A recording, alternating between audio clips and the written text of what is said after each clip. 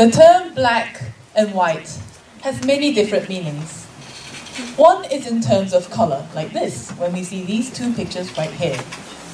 One is black and the other is white. Another meaning, the meaning I will be talking about today, is in terms of ideas, as in good or bad. In general terms, black opinions are thought of as bad opinions, and white opinions are thought of as good opinions. People have the right to kick small animals? That's a black opinion. People should help the grandmother with lots of baggage across the road. That's a white opinion. In this way, people have their own black and white, be it on their favorite breakfast cereal, politician, or superhero. However, on the internet, there are people who decide their black and white, or what they perceive to be right and wrong, is concrete. These people use their influence to rub out so-called black opinions out of their medium. The problem is that these people actually determine what truths you see every day. They're supposed to be truthful, and they influence a lot of information you see. I'm talking about the people who watch over your social media. Look, I know I may sound like a conspiracy theorist, but listen to me just this once, and I'll show you. One of the closest examples of this sort of censorship can be found right here on your mobile phone. Does anyone in this audience today use something called Facebook?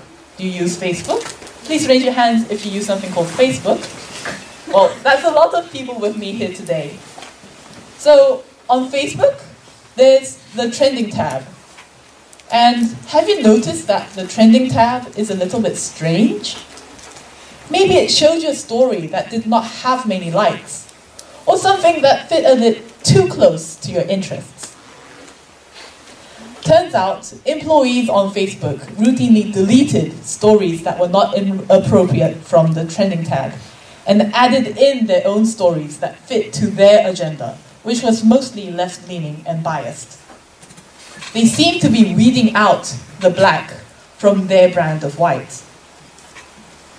Facebook is not the only medium to do this. Places like Instagram, YouTube, and Twitter use a nasty little tactic called shadow banning. Shadow banning is the process of making one's content unable to be seen by people who are not their followers.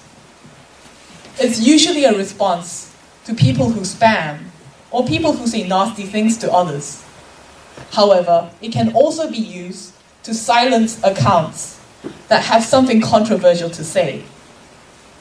The problem with this sort of banning is that these people do not know that they are banned, and they don't know why they are banned. Some lucky people get emails saying that they were banned for inappropriate content, but most of the time, they don't get anything at all, and they never seem to gain new subscribers, get new views, and their channel just seems to stagnate. The tools for this sort of censorship are evolving, making it even easier to black out opinions that are actually white in color. This is Perspective API. It's a program developed by Google which can judge a comment on its toxicity or nastiness. It does this by grading what words they use in their comments. The programmers of this program have said that they will not be using this to connote any sort of bias, but if there are people online who believe their black and white is concrete and they should delete some opinions, there is no way of knowing how such a program will be used. So today, I've told you that there are some opinions on the internet that might get censored, and companies do this actually routinely. Is there something we today can do about this? Actually, I believe there is. First, we should know that censorship does happen online, and that you yourselves might be censored. Another thing is that we should know that there are some opinions that are just as valid as ours, that get censored just because they're controversial or they do not support an agenda. The third thing to do is to look at information online critically. Is what I am reading right now really true? Is there another perspective to this problem? It's always important to keep an open mind. The final thing I want to tell you here in this audience today is that when it comes to opinions, there is no absolute black or white.